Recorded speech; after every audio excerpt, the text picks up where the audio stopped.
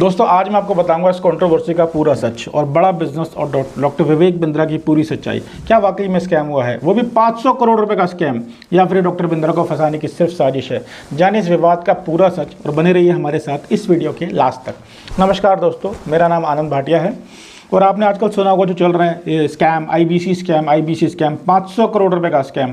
तो मैं आपको बता देना चाहता हूं कि मैंने भी डॉक्टर बिंद्रा के साथ एज अ आईबीसी काम किया है। आईबीसी का मतलब होता है इंडिपेंडेंट बिजनेस कंसल्टेंट, और मैं जानता हूं इनकी एक एक सच्चाई को। मैं जानता हूं इनके पूरे सिस्टम को, कैसे बड़ा बिजनेस अपने आईबीसी को एनरोल करता है, और क्या वाकई में विवेक बिंद्रा जी गरीबों का पैसा खा गए हैं।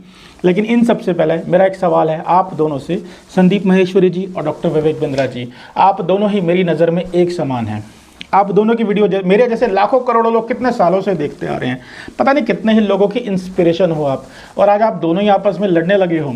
क्या असर होगा इसका हमारे यूथ पे, क्योंकि आज आप दोनों के मिलाकर लगभग करीब 5 करोड़ लोग आपको फॉलो करते हैं, और जिसमें ज़्यादातर युवा हैं।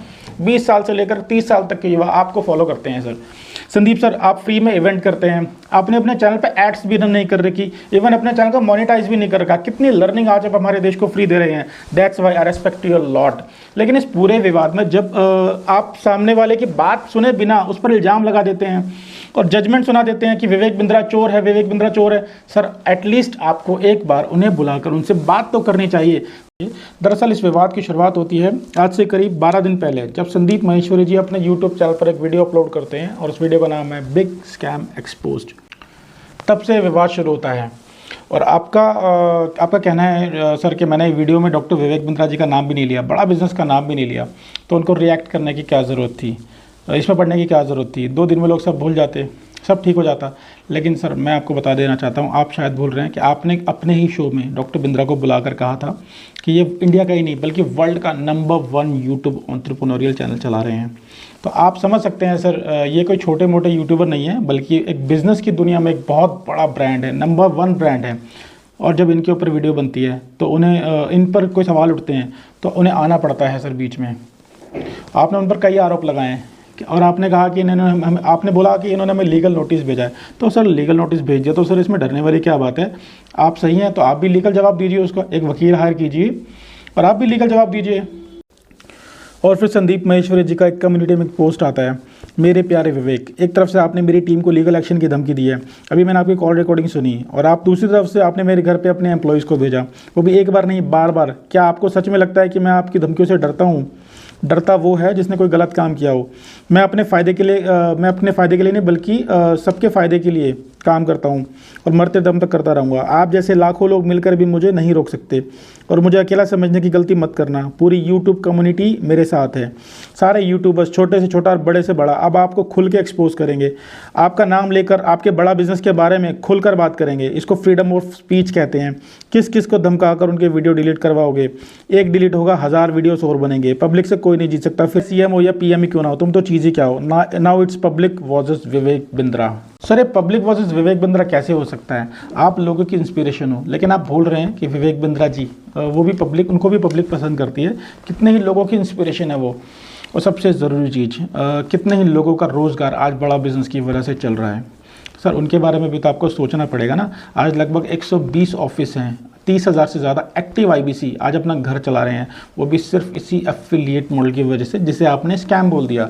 ये स्कैम कैसे हो सकता है सर? ये एक बिजनेस मॉडल है और आप कहते हैं कि कोर्स में वैल्यू नहीं है। सर मैं आपको कहना चाहूँगा, एक बार आप खुद ही अटेंड करके देख लो कि कोर्स में वैल्यू है नहीं है। आप उन लोगों की बातों में आ रहे हैं, उन लोगों की बातों को सुन रहे हैं जिसने कोर्स अटेंड ही नहीं किया। डॉक्टर बिंद्रा खुद कह रहे हैं कि गड़बड़ हुई है, लेकिन एक बहुत छोटे नंबर में गड़बड़ हुई है, बहुत छोटे नंबर से गड़बड़ हुई है। कुछ लोगों ने अपने फ़ायदे के लिए झूठ बोलकर उन लोगों को मिस सेल किया जो एलिजिबल ही नहीं थे। इस बिज़नेस के लिए 1 लाख में से करीब 2000 मिस सेलिंग हुई हैं, और एज़ पर कंपनी पॉलिसी उनमें से कई लोगों का रिफंड भी किया जा चुका है। मैं खुद ही सिस्टम में 2 साल से हूँ और मैं जानता हूँ कि किस लेवल का कोर्स है और कितनी ट्रांसपेरेंसी के साथ यहाँ काम होता है। सर मैंने करीब 2 साल पहले यहाँ से बीसीपी कोर्स लिया था। बीसीपी कोर्स का मतलब होता है बिजनेस कोचिंग प्रोग्राम, और इसके बाद एक फ्री इवेंट में मैंने अपने आप को आईबीसी ज्वाइन किया। मुझे सबसे पहली बात, मुझे किसी एफिलिएट ने फोर्स नहीं किया। ज्वाइन करने के बाद मुझे सभी टर्म्स एंड कंडीशन बताई गई और मेरे अप्रूव करने के बाद उसके बाद ही मुझे ऑन बोर्ड किया गया। तो मैं कैसे मान लूँ कि किसी और को वो टर्म्स एंड कंडीशन नहीं बताई गई होंगी या मिससेलिंग किया गया होगा। और आप जिस पर सवाल उठा रहे हैं वो मॉडल सिर्फ इसी वजह से डॉक्टर विवेक बिंद्रा जी ने ये IBC मॉडल पूरा के पूरा मॉडल ही बंद कर दिया। सर सब सही चल रहा था, सब पैसे कमा रहे थे, कंपनी भी पैसे कमा रही थी, IBC पैसे कमा रहे थे, चैनल पार्टनर भी पैसे कमा रहे थे, सब प्रॉफिट में थे। बट सिर्फ ये छोटे से नंबर पे मिस सेलिंग हुई, इसी वजह से पूरा मॉडल इंस्टेंट बंद कर दिया गया। सर इतना बड़ा डिसीजन लेने के लिए हिम्मत चाहिए। 2 साल से कंपनी के साथ हूँ, कंपनी की ग्रोथ देखी है, अच्छा देखा, बुरा देखा, प्रॉफिट एंड लॉस सब देखा है सर आज, लेकिन आज भी पूरी मजबूती के साथ हम खड़े हैं। मैं क्यों? क्योंकि जानते हुए कि बंदा ईमानदार है सर। बिजनेस में अप एंड डाउन आते रहते हैं, बिजनेस में प्रॉफिट एंड लॉस लगा रहता है सर। आपने एक हैशटैग स्टार्ट किया है, स्टॉप विवेक बिंद्रा, स्टॉप विवेक बिंद्रा, विवेक बिंद्रा चोर है। सर उसे रोको, वो भाग जाएगा, वो कहीं नहीं भागने वाले सर। वो तो कई बार आपको कई बार कुछ लाइव आकर के बोल चुके हैं कि अगर आपको कुछ डाउट्स हैं तो आप हमारे ऑफिस में आइए और सवाल पूछिए, जो आपके मन में डाउट आके पूछे। आप नहीं आ सकते तो हम आपके ऑफिस आ जाते हैं या फिर हम दोनों किसी और के ऑफिस में चलते हैं, खुले में चर्चा करते हैं।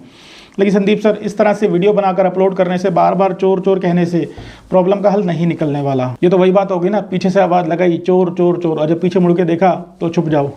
ये जैसे पहले होता था ना क्लास में, एक शरारती बच्चा जोर से चिल्लाता था कि सामने वाला चोर है। उसके बाद बाकी सब बच्चों को बोला, सब बच्चे बोलो सामने वाला चोर है, तो सब शोर मचाते थे सामने वाला चोर है, सामने वाला चोर है। और जब सामने वाला अपनी सफाई देने के लिए कुछ कहता था तो और तेज शोर मचाते थे, उसकी बिल्कुल मतलब उसकी आवाज़ दबा दी जाती थी। सर यहाँ पर कुछ भी ऐसा नहीं है, यहाँ कुछ भी हिडन नहीं है, सब कुछ टेक्नोलॉजी से होता है। सबका अपना डैशबोर्ड है, हमेशा जो डैशबोर्ड हमेशा लाइव दिखता है, कौन क्या काम कर रहा है, कौन कितनी लर्निंग कर रहा है, किसने कितनी कॉल्स करी है, कौन लर्निंग करना है, कौन अर्निंग करना चाहता है, किसने क्या अटेंड किया। सर सब कुछ लाइव डैशबोर्ड पर नजर आता है और वो सबके लिए लाइव होता है। इस प्लेटफॉर्म पे करीब 20,000 लोग हर रोज आधे घंटे के लिए लाइव आते हैं और लर्निंग करते हैं सर, जिसका नाम है रिक्टिमिस। रिक्टिमिस का मतलब होता है regular in 30 minute solitude. Solitude का मतलब होता है अंतर ध्यान। आधे घंटे के लिए पूरी कंपनी शट डाउन होकर सिर्फ लर्निंग पे फोकस करते हैं सर। और आप भी जानते हैं सर, पैसे कमाने के लिए मेहनत करनी पड़ती है, लर्निंग लेनी पड़ती है, बहुत कुछ सीखना पड़ता है। लर्निंग के बिना अर्निंग पॉसिबल नहीं है। आज वही लोग शोर मचा रहे हैं जो शॉर्टकट से पैसा कमाना चाहते हैं। अगर मुझे पतला होना है तो मुझे भागना पड़ेगा। जिम ट्रेनर को पैसे दे दूंगा और कहूँगा भाग, तो मैं पतला नहीं होऊंगा सर, वही पतला होगा। मुझे अगर पतला होना है तो मुझे खुद मेहनत करनी पड़ेगी, मुझे खुद भागना पड़ेगा। अगर मुझे पैसे कमाने तो मुझे मेहनत करनी पड़ेगी। प्लेटफॉर्म रेडी है बट मेहनत ना करूँ तो कुछ नहीं होगा। वो कहते हैं ना, नींद में सोते हुए आदमी को तो जगाया जा सकता है, लेकिन जो सोने की एक्टिंग कर रहा हो उसे आप नहीं जगा सकते। और आज मैं आप दोनों से हाथ जोड़कर यही रिक्वेस्ट करना चाहता हूं कि समस्या कितनी भी बड़ी क्यों ना हो, समाधान हमेशा साथ बैठकर बातचीत करने से ही निकलता है। मेरे पिताजी ने मुझे बचपन से एक ही बात सिखाई है, समस्या कितनी भी बड़ी क्यों ना हो। वो कहते हैं ना, दो देश आपस में लड़ जाते हैं, लेकिन एट द एंड उनका हल भी यही होता है, एक टेबल पर बैठकर बातचीत करनी पड़ती है और बातचीत से ही हर समस्या का हल निकलता है। मैं चाहता हूँ, आशा करता हूँ ये वीडियो संदीप सर, विवेक सर दोनों तक पहुँचे। हम सब आपको पहले की तरह, आप दोनों को पहले की तरह एक ही मंच पर दोबारा देखना चाहते हैं। आशा करता हूँ इस वीडियो में काफ़ी क्लैरिटी मिली होगी आपको। और इस वीडियो को ज़्यादा से ज़्यादा शेयर करें और कमेंट जाकर हमें बताएं कि आप नेक्स्ट वीडियो किस टॉपिक पर चाहते हैं। आप सभी का हाथ जोड़कर विनम्रता के साथ बहुत बहुत धन्यवाद।